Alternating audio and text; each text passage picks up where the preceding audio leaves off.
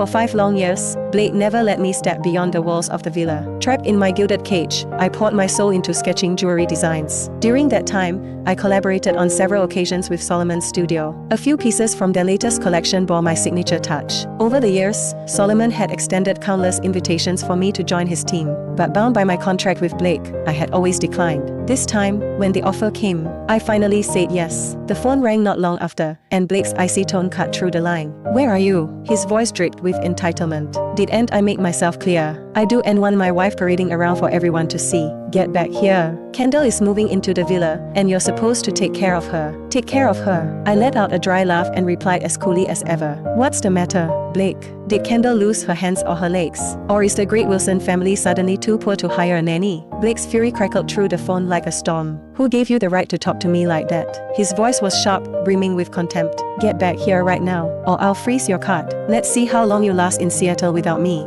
The call ended abruptly, his anger lingering in the silence. I couldn't help but chuckle as I tossed my phone onto the couch. His threats, once suffocating, now felt almost laughable. Riker Brown, my brother and confidant, picked up my phone and glanced at the screen, his frown deepening. "Have you made up your mind? Once the divorce is final, there's no turning back." He paused, his tone softening. "Are you really okay with that?" Over the years, Riker had been my rock, the only person I could trust with the truths I didn't dare admit to anyone else. Even the hidden feelings I had buried deep in my heart were no secret to him. Just then, my phone buzzed with a new message. I hesitated before checking it, and there it was, another photo from Kendall. In the picture, Blake was on one knee, his smile radiant as he slipped a dazzling diamond ring onto Kendall's finger. Her laughter, frozen in time, seemed to mock me. The image hit me like a punch to the chest. My heart, long numb by years of neglect, suddenly felt as if it had been shattered into 1,000 pieces. Each jagged edge tore at me, making every breath feel like a struggle. For 5 long years, I had waited for something I never dared to hope for.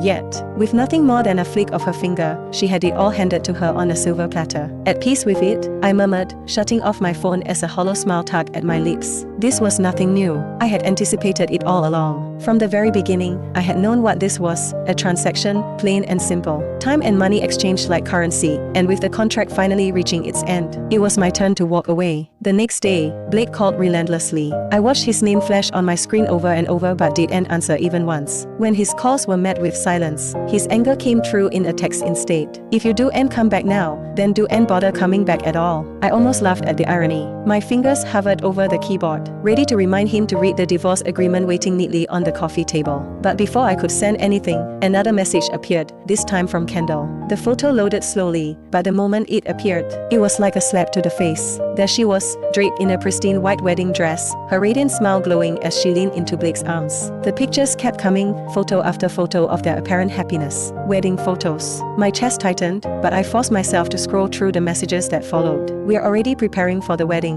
So when is the intruder planning to leave the Wilson family? If you behave yourself, maybe I'll even let you attend the wedding. Wouldn't that be fun? Jealous, aren't you? He never even thought about planning a wedding for you. But the moment I mentioned it, he couldn't wait to make it happen." Each word cut deeper than the last. My hands trembled, and with every message, the pain buried deep within me surfaced like a tidal wave. I couldn't take any more. Without reading the rest, I blocked her number and set the phone down. After doing that, I opened my email and finally replied to Solomon, confirming the time to join his studio. October 23rd. The day Blake and Kendall tied the knot. He embraced his happiness with open arms, while I silently vowed to vanish from his world forever. At the venue, Kendall was glowing, her laughter echoing through the room. She meticulously chose her reception dress, radiating joy as the perfect bride. Blake watched her from across the room, his heart heavy with an unshakable mist. Unable to resist, he pulled out his phone and opened the chat with me. The screen lit up with his last message, a sharp warning. There was no reply, just silence. Irritated,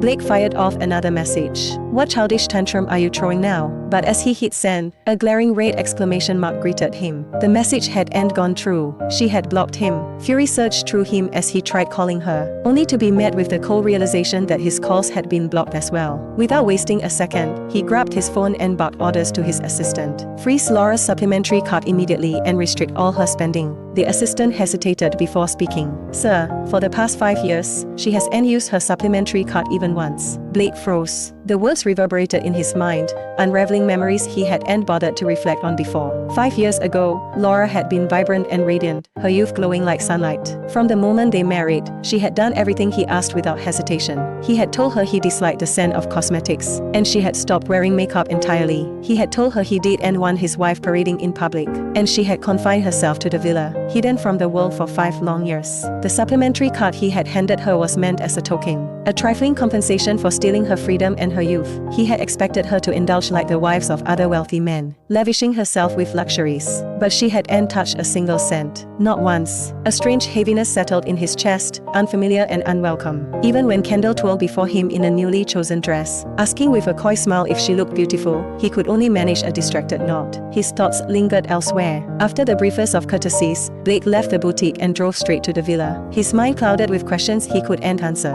Since Laura had refused to return to the villa, he had arranged for Kendall to move into another house, complete with servants, and hadn't set foot in the villa since. He assumed that after half a month without spending a single penny, Laura would have obediently come back by now. Yet, an unfamiliar restlessness gnawed at him. A strange, inexplicable urgency to see her again, to see the face he had once dismissed without a second thought. He scoffed at himself, thinking he must have lost his mind. But as he opened the door and stepped inside, his eyes scanned every corner of the villa, room after room. He searched for her, yet found nothing. The air was cold, carrying a scent that felt foreign and empty. It hit him. She had never returned. Frustration surged through him as he yanked out his phone. Dialing her number once more, the cold, automated tone reminded him of a truth he hated to admit. She had blocked him. "Laura," he roared, kicking the coffee table with enough force to rattle the room. "If you have the guts, then do and ever come back. Let's see how long you can survive on your own." The words hung in the air, hollow and bitter. It was then that his gaze fell on a folder that had slipped from the coffee table. He reached down, his fingers trembling slightly as he picked it up. The bold letters on the cover, "Divorce Agreement," cut through him like a blade. He flipped it open, his eyes catching the signature at the bottom. His own name stared back at him, written in his own hand.